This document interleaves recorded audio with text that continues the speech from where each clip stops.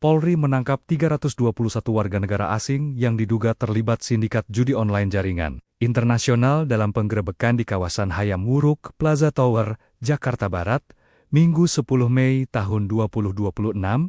Dari jumlah tersebut, 320 WNA berasal dari sejumlah negara Asia dan telah dititipkan ke pihak imigrasi untuk proses lebih lanjut. Sementara satu warga negara Indonesia ditahan di rumah tahanan Bareskrim Polri.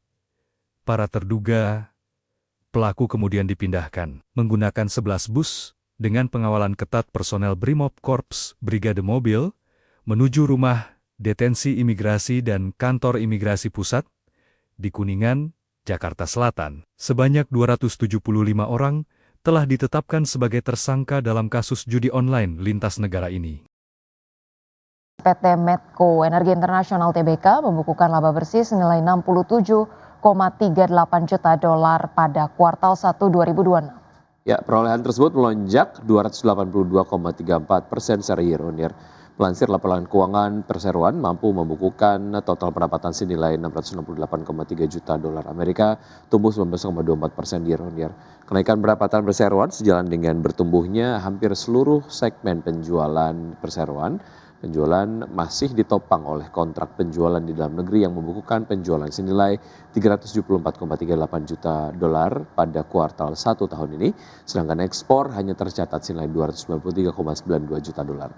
Setelah dikurangi berbagai pajak dan beban lainnya, perseroan mampu membukukan laba bersih senilai 67,38 juta dolar pada kuartal 1 2026. Melonjaknya laba bersih terutama disebabkan oleh bagian laba dari entitas asosiasi dan ventura bersama yang pada periode kuartal 1 tahun 2026 mencatatkan nilai sebesar 44,55 juta dolar dibandingkan dengan kuartal 1 2025 yang membukukan kerugian senilai 20 juta dolar.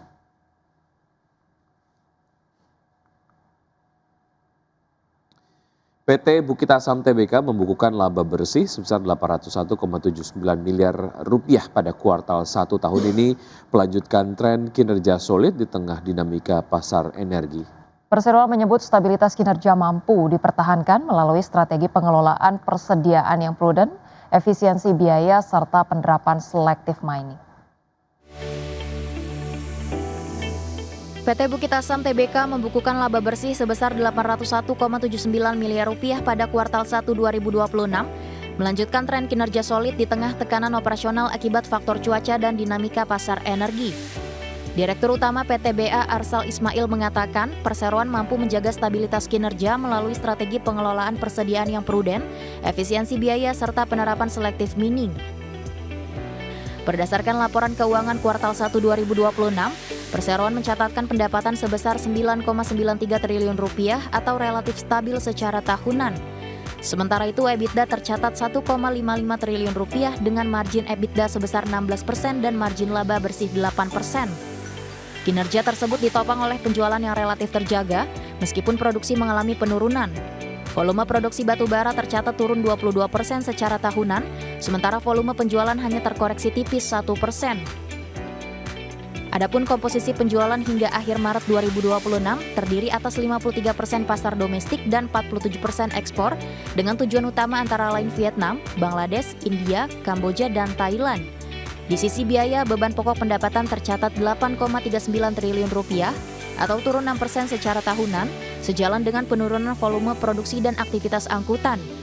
Stripping rasio juga membaik menjadi 5,31 kali dari sebelumnya 6,42 kali. Berbagai sumber IDX Channel. Pemirsa, PT Indofood Sukses Makmur Tbk atau Indef mencatatkan kinerja positif pada kuartal pertama 2026 di tengah tekanan global. Ya, meski laba usaha terkoreksi, perusahaan masih mampu menjaga pertumbuhan penjualan dan laba bersih. PT Indofood Sukses Makmur Tbk membukukan penjualan neto konsolidasi sebesar 33,89 triliun rupiah, tumbuh 7% dibandingkan periode sama tahun lalu. Margin laba usaha juga tetap terjaga di level 19,3%, menunjukkan fundamental bisnis yang masih solid di tengah dinamika global. Meski demikian, laba usaha terkoreksi 6% menjadi 6,53 triliun rupiah. Penurunan ini dipengaruhi oleh lebih rendahnya laba kurs dari aktivitas operasional. Namun laba bersih yang dapat diatribusikan kepada pemilik entitas induk justru naik 9% menjadi 2,92 triliun rupiah. Direktur Utama dan CEO Antoni Salim menegaskan, perusahaan akan terus menjaga keseimbangan antara pertumbuhan dan profitabilitas. Indofood juga berkomitmen mempertahankan neraca yang sehat guna menghadapi tantangan geopolitik dan dinamika pasar global ke depan. Berbagai sumber IDX Channel.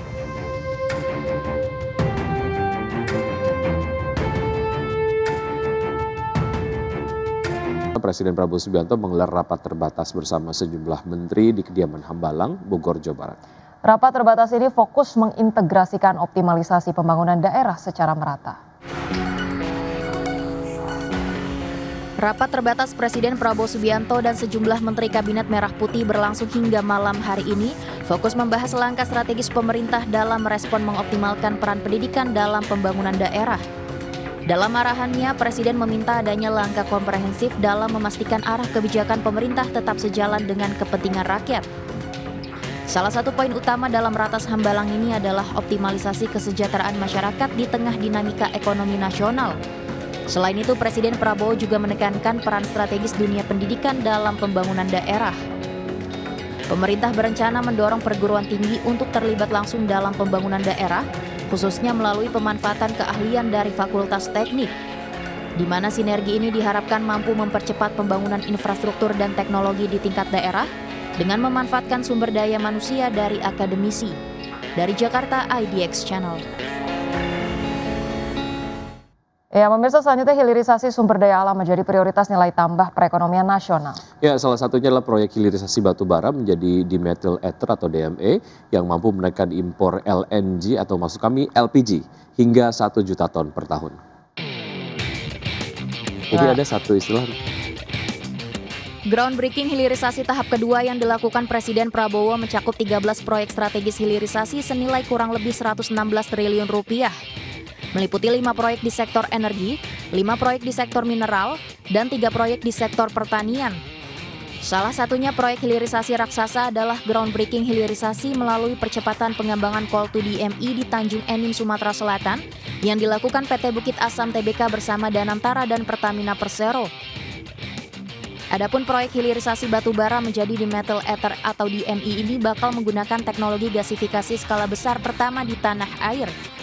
Dengan total DME mencapai 1,4 juta ton per tahun dan mampu menghasilkan 1 juta ton LPG, sehingga negara mampu melakukan penghematan anggaran sebesar 8,8 triliun rupiah dari berkurangnya subsidi.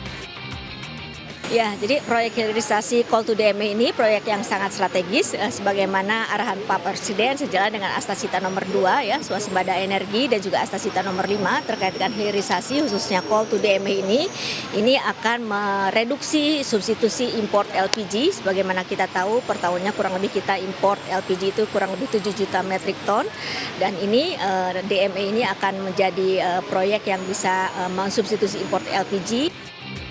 Sementara itu, Direktur Hilirisasi dan Diversifikasi Produk PT Bukit Asam Tbk Turino Yulianto menegaskan, proses pengolahan batu bara kalori rendah menjadi bahan bakar ramah lingkungan pengganti LPG ini bukan hanya meningkatkan ketahanan energi nasional, langkah hilirisasi ini mampu meningkatkan multiplier efek ekonomi bagi masyarakat nasional dan daerah, di mana proyek ini mampu menyerap hingga 5.300 tenaga kerja. Banyak, yang pertama tenaga kerja. Diperkirakan ada sekitar 5.000-an tenaga kerja yang terlibat, kemudian juga devisa, pajak, dan juga yang gak kalah penting pemanfaatan batu bara loreng yang selama ini belum teroptimalkan. Padahal cadangan kita sangat banyak gitu. Dari Tanjung Enim, Sumatera Selatan, Ade Firmansyah, Muhammad Koirudin, Tim Liputan IDX Channel.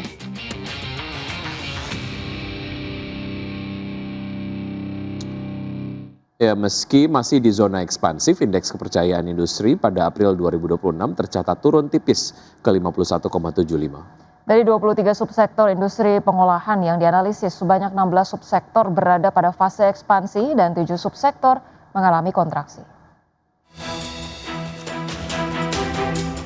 Kinerja industri pengolahan nasional pada April 2026 masih berada di zona ekspansi, meski menunjukkan pelambatan di tengah dinamika global dan domestik. Indeks kepercayaan industri pada April 2026 tercatat sebesar 51,75. Capaian tersebut menurun tipis 0,11 poin dibandingkan Maret 2026 yang sebesar 51,86 secara tahunan. IKI juga melemah 0,15 poin dari posisi April 2025 yang mencapai 51,90. Dari 23 subsektor industri pengolahan yang dianalisis, sebanyak 16 subsektor berada pada fase ekspansi dan 7 subsektor mengalami kontraksi. Subsektor yang masih tumbuh memiliki kontribusi dominan yakni sekitar 78,9% terhadap PDB industri pengolahan. 2 subsektor dengan kinerja tertinggi pada April 2026 yakni industri pengolahan tembakau serta industri kertas dan barang dari kertas. Dari sisi komponen pembentukan indeks kepercayaan industri, variabel pesanan baru tercatat melambat 0,77 poin menjadi 51,43. Variabel produksi juga turun 0,21 poin ke level 51,34. Sebaliknya persediaan produk justru meningkat 1,66 poin menjadi 53,13 yang mengindikasikan adanya penumpukan stok di tengah permintaan yang melambat. Berdasarkan orientasi pasar industri, berorientasi ekspor masih mencatatkan ekspansi dengan IKI sebesar 52,28. Angka ini turun 0,45 poin dibandingkan bulan sebelumnya sebesar 52,73. Adapun industri yang berfokus pada pasar domestik menunjukkan perbaikan dengan IKI naik menjadi 50,90 dari sebelumnya 50,44. Sementara itu, tekanan eksternal termasuk gejolak geopolitik yang memicu krisis energi dinilai masih bernampak terbatas, namun terasa pada subsektor tertentu seperti kimia dan tekstil. Dari Jakarta, tim liputan ID Action.